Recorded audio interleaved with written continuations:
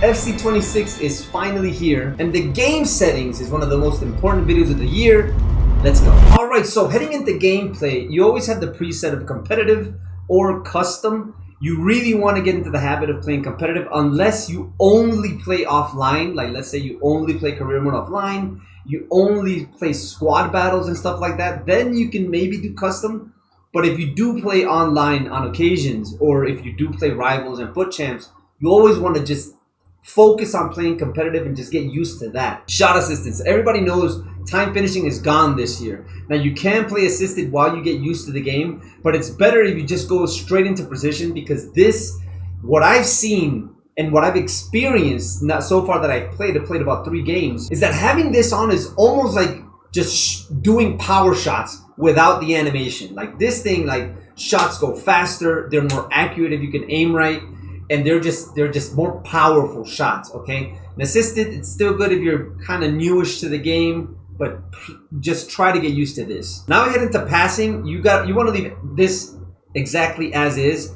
Semi for through passing, semi for lob pass, ground pass you want it on assisted. Cross, you do want to have a little bit more control, so not assisted, but semi. Lob pass assisted, and we'll get into this one now, but before I get into that, a lot of people say, like, no, the best thing is to play manual. Like, I don't touch anything in the game, I just play manual. You're not playing manual. Like, most of this stuff is already there like that by default. So trust me, the only way you play manual is if you literally go into the game and switch all of these to manual. That's the only way. If you're just coming into the game and just booting it up, you're not playing manual. Okay, so get that one through your head. Okay, now, pass receiver lock. Everybody plays with late, right?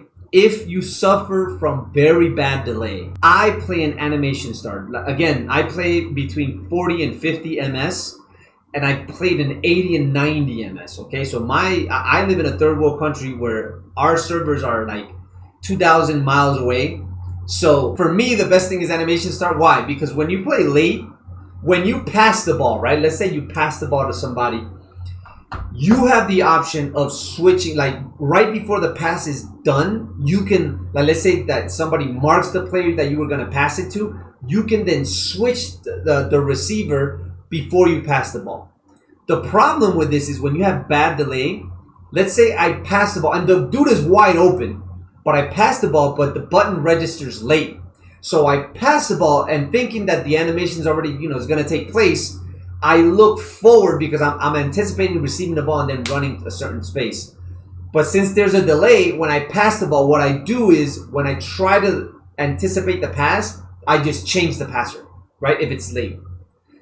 This takes care of that, because as soon as, like, the pass receiver is locked early at the time when the kicking animation begins. So as soon as I press the button and the kicking animation begins, the receiver's locked. I can't change direction. And that helps when you have delay, because if it takes a while for the input to register, you can still anticipate the pass, because the input, it's like once you select a receiver of the ball, it's going there no matter what. Okay, so that's why I play with that. Pass sensitivity, last year at the start of the game, it was better to have it on high, but this year, by the looks of it, normal is the way to go. Clearance assistance, a lot of people play with it with classic. I like directional, simply because with classic, if you try to clear the ball, the player's always gonna look to clear the ball towards the other end, right? Towards the opposing end, right? The thing is, if you have somebody that's like on top of you trying to take the ball, and you go to clear the ball, you're gonna turn into the guy that's trying to take the ball, and you're gonna lose the ball. You're gonna concede. I like directional because if I have somebody trying to take the ball behind me, I can just choose to clear it to a side. I don't always have to turn and clear it to the opposing end, right? So that's why I like it like that. Advanced defending or tactical defending. This one's completely optional. I think advanced defending gives you a little bit more options when defending. I think tactical is a little bit easier, but a lot of people switched to tactical last year. I go advanced, okay? A lot of people switched to tactical that last year because of these professional fouls. Now, this year, they gave us the option to turn this off, which they should have done last year. So what this is last year on PlayStation, when you pressed R1 and X, right? On Xbox, I think it's RB and A. When you press those two buttons, you would do a tactical foul, right? They call it professional foul here, but you would do a tactical foul where you just bring the player down, right? What was happening was like everybody had it on, and when you go to advanced defending, you have to press X to kind of push, circle to take the ball. So a lot of people, they would do the R1, so the computer would go and press, the AI would press, and then they would try to like push people with the X, because everybody's used to, like before with tactical defending, it would be R1 and circle, like you would R1 and then circle to kind of push and try to take the ball. But with advanced defending, you had to do R1 and then X and circle to take the ball. So if you did R1 to go and press, and then you press X, sometimes unintentionally you would do a tactical foul, and many times it would be inside the box and you would concede a penalty, or you would even concede a red card, and it was completely unintentional. This year you could turn it off, which by the way I really suggest you turn this off, because now you could actually advance defend without the fear of committing a penalty. Pass block assistance always on, switching. Everybody likes to do air balls, right? I think it's completely fine. Like 75% of people do air balls. The other 25 do manual. Nobody does auto. Now, there's pros and cons to this. If you do air balls, the bad thing is if you're jockeying and then all of a sudden there's a through ball, like a lob through ball or a cross, right? If you're jockeying, it will switch automatically to the player, right? With a cross, it doesn't matter as much, but with a through ball, if you're jockeying towards the guy with the ball, and all of a sudden he does a lob through ball, it switches to the player that's supposed to mark the pass, and you'll go forward because you were jockeying, right? So I like to have it on manual, because if I jockey and they do a lob through ball, it won't switch to the player unless I switch to him, so he'll still mark the pass, right? Now, the con for this, which is a pro for air balls, is if they cross the ball, it switches to the player that's going to receive the ball.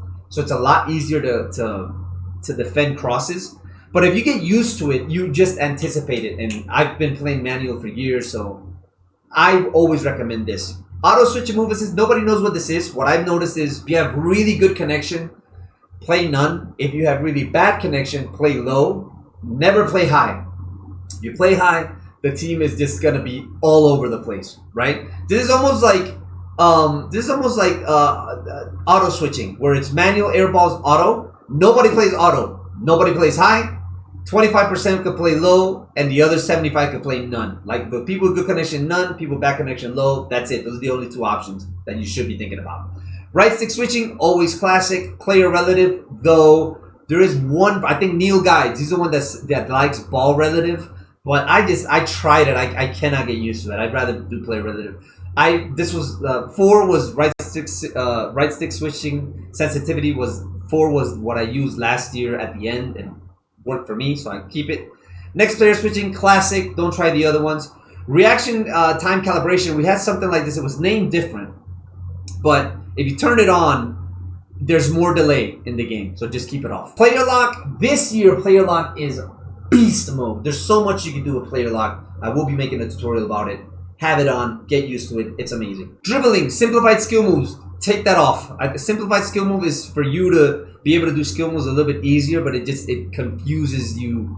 Like you've been doing skill moves the same way forever. So don't turn this on. V's. Now, if you have PS4, you don't have these two options. So analog sprint is completely optional. Everybody has it off, so you run faster as soon as you put the sprint button. This allows you to control it, but nobody really uses this.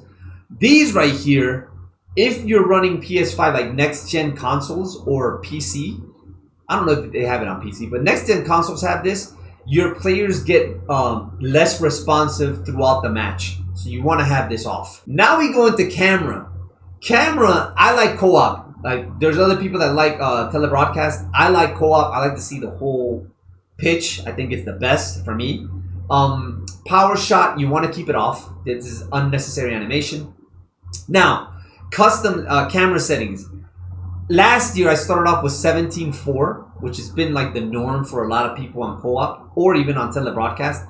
I ended it with 18:1 and it was amazing, and I tried it this year and it's just a great visual. Last but not least, we go into visuals. Now this, if you have bad connection, I'd suggest you turn this off, because the more things you have on screen, probably the more delay you're going to have in the game. So I suggest you turn that off. I have it on because I stream in Spanish and I do tutorials in Spanish and stuff, and people want to see what I'm rolling with, right?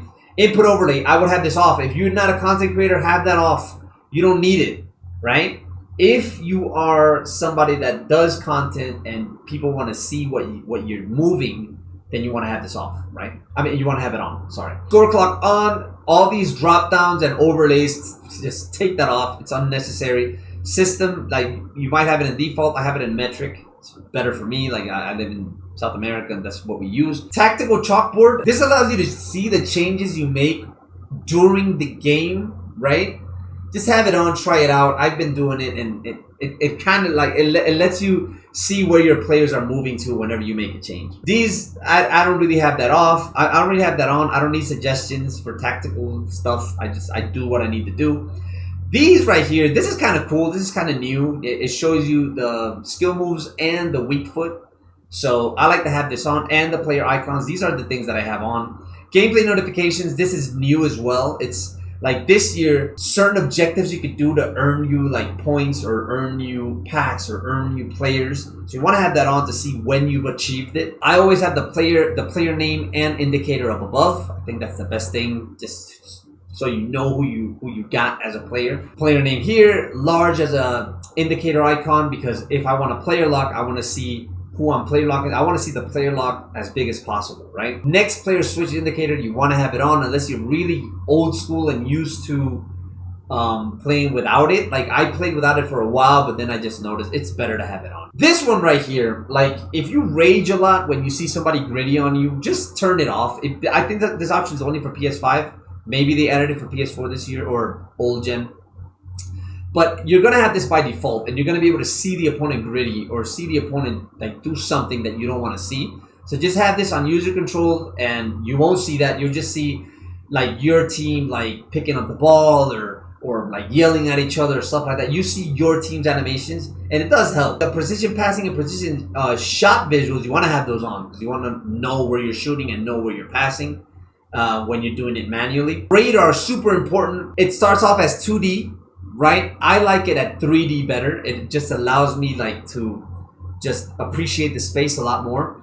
And the users like don't have it on predetermined because or default, because sometimes a team will be like they'll have similar color uniforms, so the colors on the radar will be the same. So if you just always like me, I always pick red as my color, and I pick white as my opponent color. So I always know that I'm red and my opponent's white. Always, no matter what uniform. We could both have purple uniforms and I'll be red, they'll be white. I do it because I'm an Arsenal fan and Arsenal's red and Tottenham is white. So that's why I have it like that. This year they gave us the option to turn off shadows, which is great.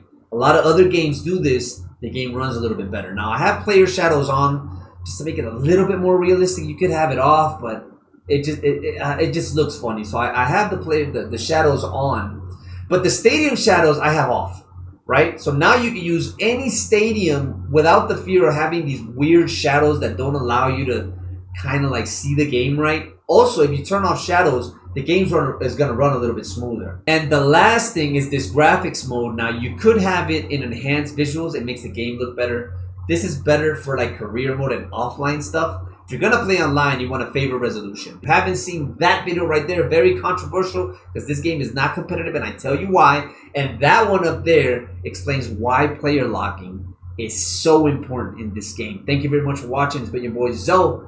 See you next time. Peace.